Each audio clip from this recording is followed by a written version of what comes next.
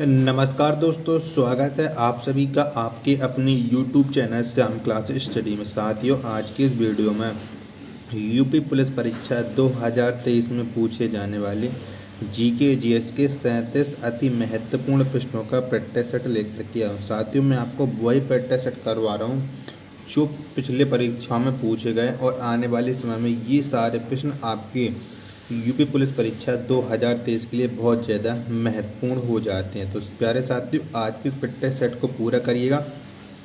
Practice set को पूरा करने के बाद आपको अपना इसको ईमानदारी के साथ कमेंट बॉक्स में शेयर करना और बताना है कि आपने हमारे इस 37 अति महत्वपूर्ण प्रश्नों के प्रैक्टिस सेट में कितने प्रश्न सही किए और ये प्रैक्टिस सेट आपको कैसा लगा।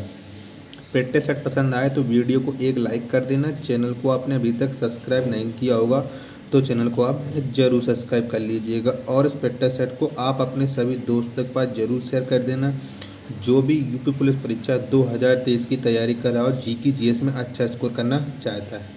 जैसे कि बता दूं, बिना जीके जीएस में अच्छा स्कोर करे आप यूपी पुलिस में सिलेक्शन नहीं ले सकते हैं। प्यारे साथियों, प्रैक्टिस सेट पूरा करिएगा और अपना सहयोग जरूर बनाए रखिएगा। चैनल को आगे बढ़ाइएगा क्योंकि आप लोगों की निरंतर मेहनत की जा रही है, फिर भी आप लोग हमारे चैनल को बहुत कम सपोर्ट कर रहे हैं। तो ज़्यादा से ज़्यादा सपोर्ट करिएगा और आगे बढ़ाइएगा। तो इन्हीं सब बातों को ध्यान में रखते हुए शुरू करते हैं आज का अपना जीके जीएस के 37 अति महत्वपूर्ण प्रश्नों का ये प्रैक्टिस सेट।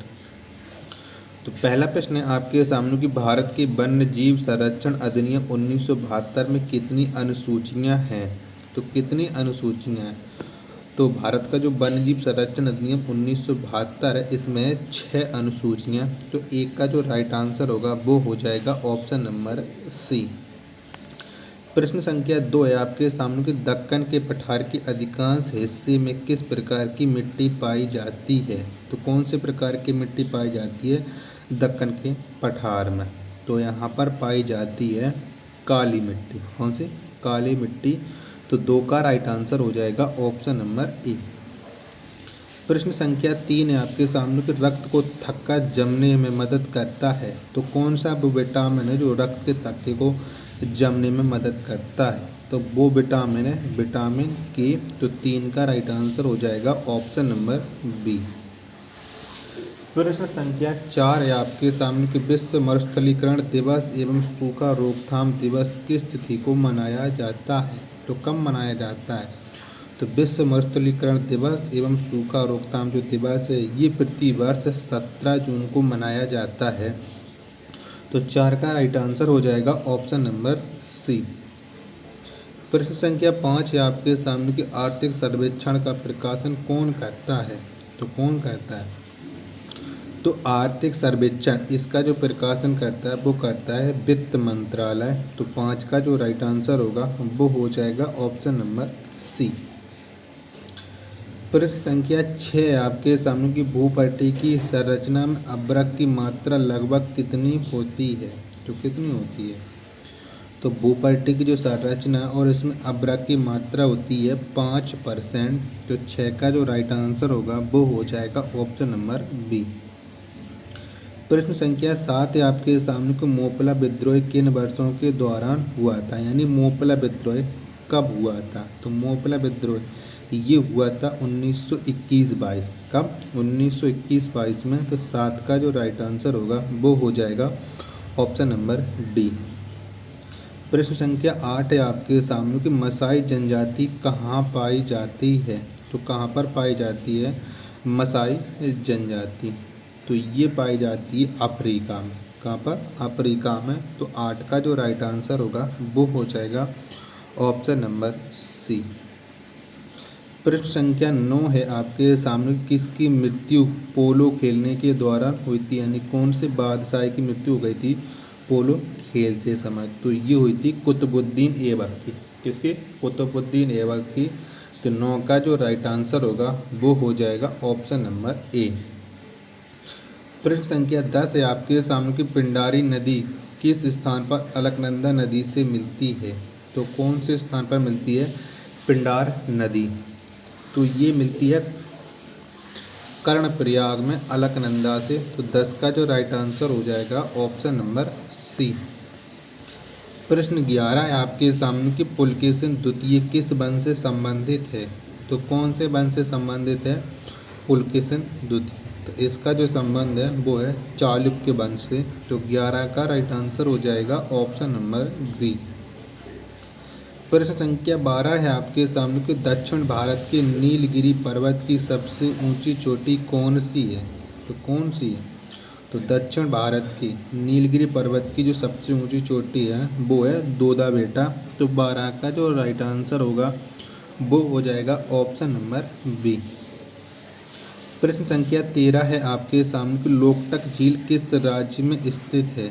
तो कौन से राज्य में है लोकटक झील। तो ये है मणिपुर राज्य में लोकटक झील। तो 13 का राइट आंसर हो जाएगा ऑप्शन नंबर सी। प्यारे साथियों, अगर ये प्रैक्टिस सेट पसंद आ रहा है तो वीडियो को आप एक लाइक कर देना। चैनल को आपने अभी तक सब्सक्राइब नहीं किया होगा तो चैनल को आप ज़रूर सब्सक्राइब कर लीजिए और अपने सपोर्ट ज़रूर बनाए रखिएगा जिससे चैनल आगे बढ़ सके।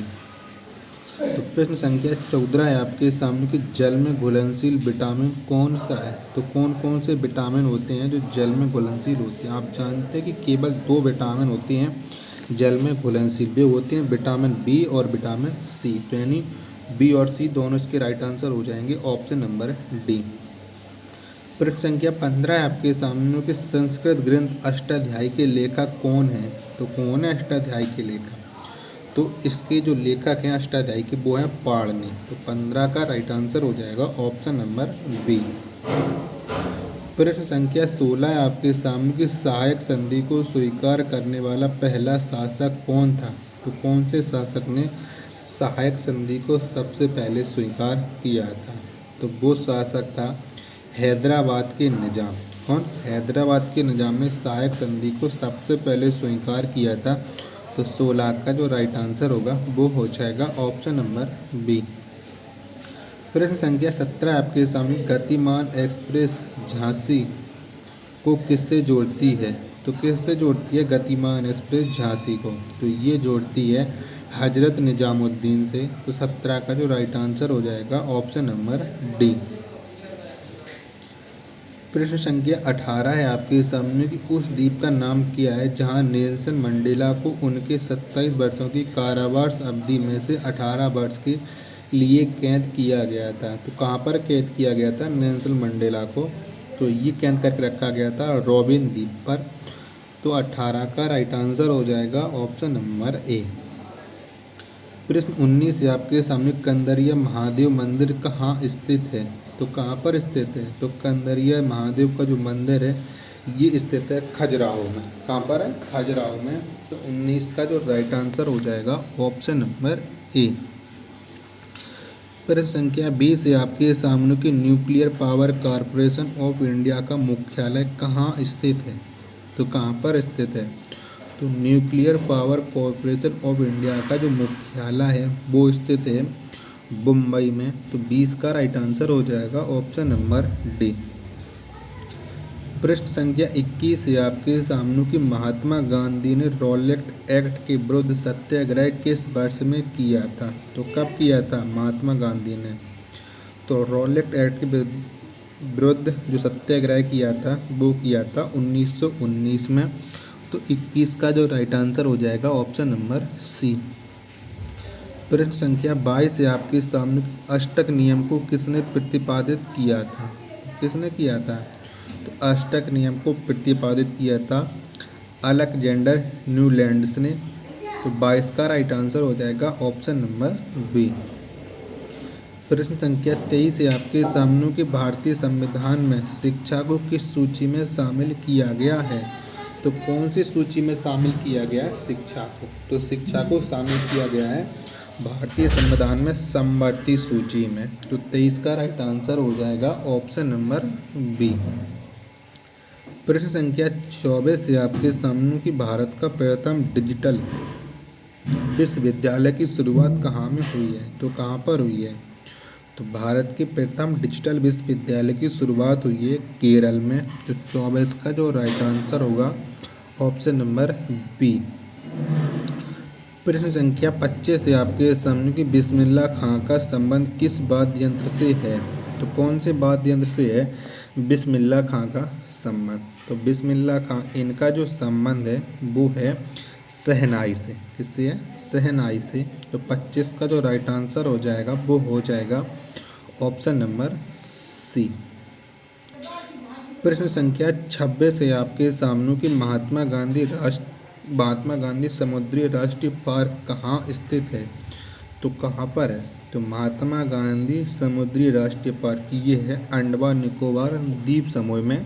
तो 26 का राइट आंसर हो जाएगा ऑप्शन नंबर बी।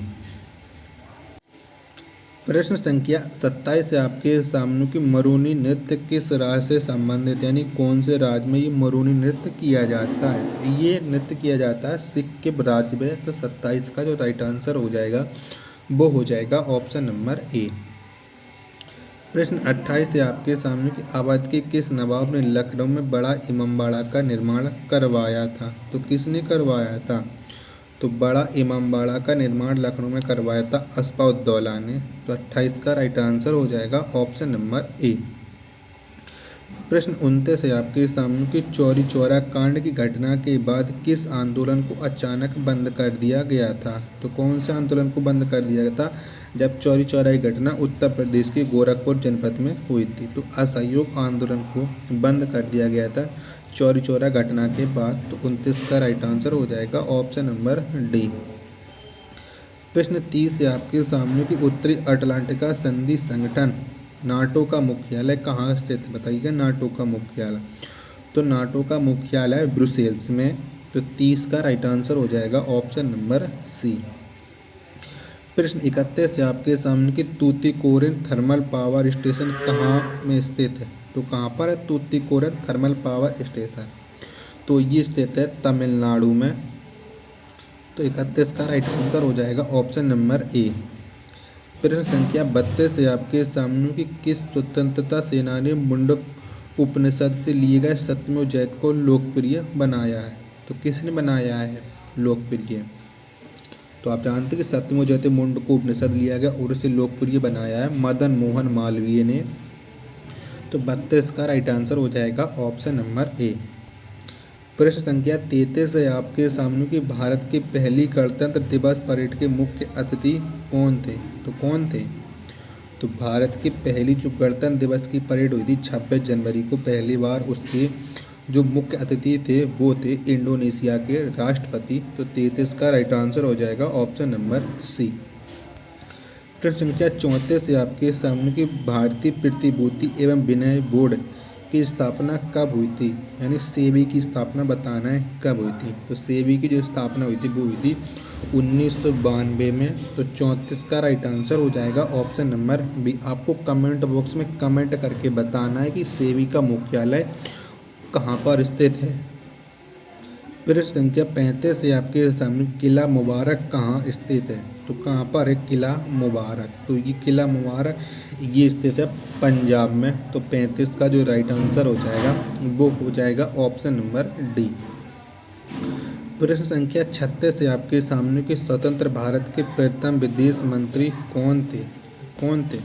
तो स्वतंत्र भारत के जो प्रथम विदेश मंत्री थे बताइएगा।